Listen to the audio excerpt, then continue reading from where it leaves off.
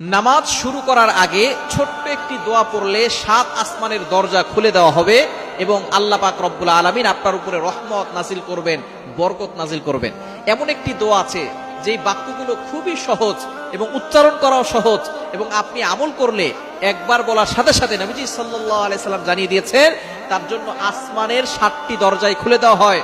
রহমতের দরজাগুলো খুলে আল্লাহ তাআলা তার উপরে রহমত নাজিল করতে থাকেন, অঝোরে বৃষ্টির মতো রহমত তার উপরে পড়তে থাকেন, বরকত করতে থাকে।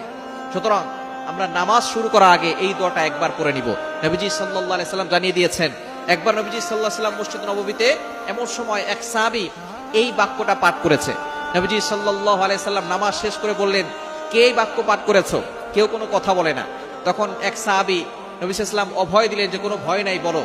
একজন সাহাবী দাঁড়িয়ে বলেন, ইয়া রাসূলুল্লাহ, ইয়া হাবিবাল্লাহ, আমার কাছে আল্লাহর প্রশংসা করতে খুব ভালো লাগে, এই জন্য আমি বাক্যগুলো বলেছি। তখন নবীজি সাল্লাল্লাহু আলাইহি সাল্লাম বলেছেন,